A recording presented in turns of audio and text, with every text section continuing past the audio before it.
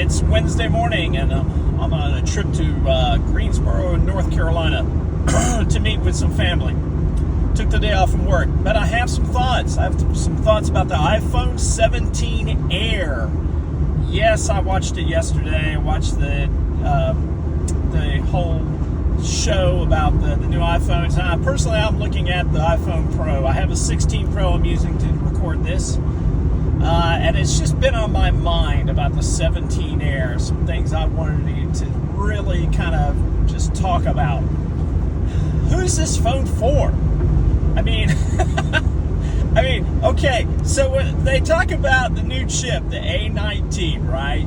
And they tell you, like, okay, not only do we take out the SIM card slot, and this is in the, for the chip, right? They take it to expand the batteries, and then they tell you that, like, okay, in the Pros they have this vapor chamber to help with cooling, and they went back to aluminum to help with cooling, right?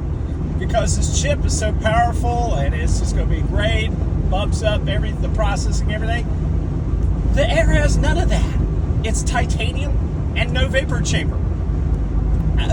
That tells me that this thing's probably going to get warm, okay? At least warm in the hand, okay? Because it's so thin, too. It's thin. And I'm like, okay, and there's only one, I guess there's more than one camera, but it's all under one lens.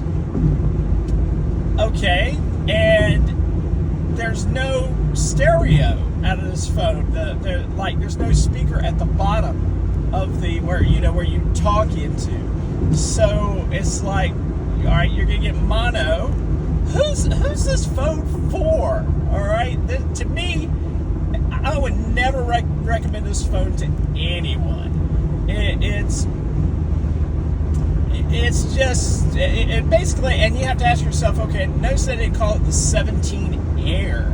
The 17 Air. It's called it the Air. Okay. Is there going to be any more after this? Is this a one-off? I think basically they made this to show that, yeah, you can get a thin iPhone, and oh, by the way, next year we're going to have a folding one. You put two of these together, and that's what you're going to get. A folding iPhone. Okay. But I would not recommend this phone to anybody. Before you buy this, buy the cheaper iPhone. Buy the 17. It has a ton of improvements over last year. It probably, for the money, is the best of the bunch, bang for buck. Now, I love my cameras, okay? I love cameras. I love dealing with them. I've had plenty of point and shoots. I've had DSLRs. I love my 16 Pro. And there's enough changed to the 17. And I love what they did with selfie. The selfie is a big improvement. I think I'm going to have to get a 17 Pro before I go leaving the country next year. And it's just, this iPad Air is, I think, the worst iPhone. Sorry. The 17 iPhone Air is probably the worst pick of the bunch, and quite possibly the worst iPhone to come out in a number of years. It's just, yeah, okay, it's light, it's thin, it looks different. I'd buy this I'm going to be talking about a stereotype here. You're going to see a lot of young women liking this phone, okay? But I'm telling you, young women, don't stay on the phone a long time, because you know what? That battery is not going to, if they say quote unquote all day, what do they mean by that? They didn't give any amount of time. But with the Pros, they tell you 39 hours. Okay. So, and they're trying to sell you an attachment to help keep the battery life going. What the heck? And when you add that attachment on, it's actually thicker than an iPhone Pro. I keep talking about iPads because I thought they'd have them this time. They didn't. It's the worst pick of the bunch.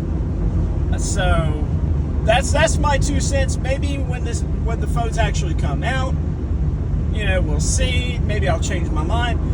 I don't think so. I think it is a bad pick. like I said, if you're looking for just an iPhone, go with the regular 17. If you love cameras and you want like real long battery life, go with the Pro. Those are your picks. Those are my suggestions. Have a great day, and I gotta keep driving. Bye.